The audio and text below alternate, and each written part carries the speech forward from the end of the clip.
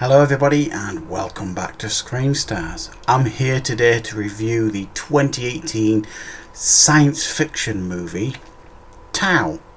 It's another Netflix original movie and it stars let's have a look, Maika Monroe, who you will know from the horror movie It Follows, Ed Skrein and Gary Oldman, who provides the voice for the artificial intelligent Tau in this movie. Now then, I think it's fair to say that Netflix has a reputation for a few hits and a few misses when it comes to their Netflix original movies. Some pretty bad ones, some pretty good ones.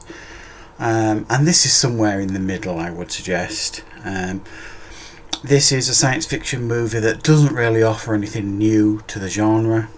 It's something you've seen before and done better many times. But it is definitely a watchable movie. It's just nothing special, this film, and this film focuses on Maika Monroe's character Julia, and it's set in the near future, although it doesn't specify. I don't remember it specifying what year. And she's like a low-level criminal who spends her evenings going around nightclubs, flirting with blokes and stealing off them, really, stealing phones and bits of jewellery, that kind of stuff, and then at the end of the night she goes and sells them and then goes home. And for some reason, Ed Skrein's character Alex, who is an ultra intelligent artificial intelligence designer, he's like this really super genius guy, and he follows her and basically abducts her and takes her back to his complex, his home, locks her up downstairs, implants something in the back of her neck, and essentially starts experimenting on her and some others. And he's trying to create the perfect AI.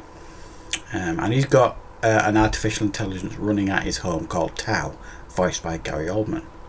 But it's not perfect. As he describes in the film, it's like 95% ready. But he needs to get it to 100% without the errors, because there's errors at the minute, before they can actually sell it and make billions off it. So he's basically kidnapping humans for human testing, and what he does with these human subjects is makes them do puzzles and tests and takes the data from this implant and uploads it and tries to perfect the AI technology. But what he doesn't count on really is Julia, who's very resourceful, and she ends up kind of turning the tables on Ed Skrein's character Alex to a certain degree, and almost befriends this AI, Tau, and they spend a lot of time together and blah blah blah blah.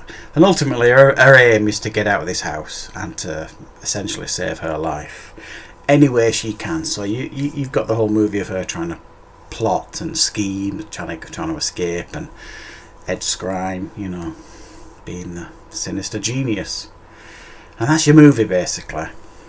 And it's not overly interesting, this movie.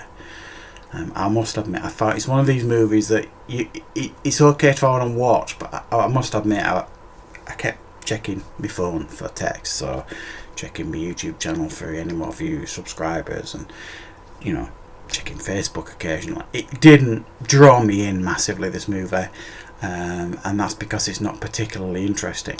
It's not dreadful, it's not badly made, it's quite enclosed. Like I say, there's only Ed Skrein really and Maika Monroe's character and the voice of Gary Oldman for 90% of this movie. There's no other interactions really, so it is quite enclosed.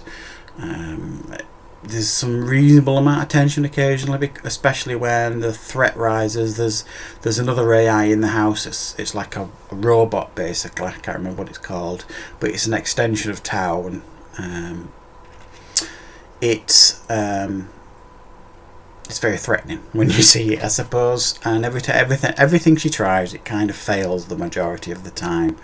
There's some pretty shocking plot holes in here, and I'm not going to say what they are because I don't want to give away any kind of spoilers, but they're not hard to miss when you watch it. There are a few plot holes that don't ruin it, but it's poor writing really.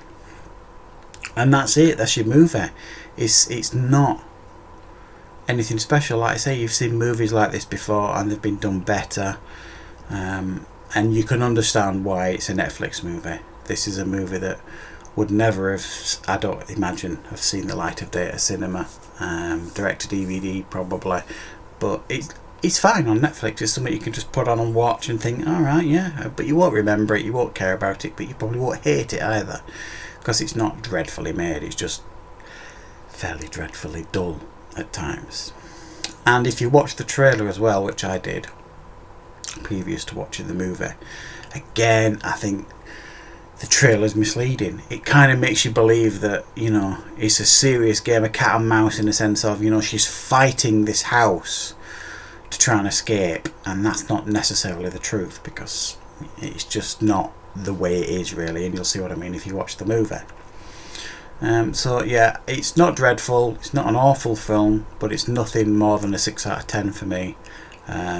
I'll go as far as to say it's watchable, but I didn't particularly enjoy it. So there you go, guys, give it a go if this is your type of science fiction movie, but it's ultimately fairly forgettable, this one. But there you go, thank you very much as always for watching.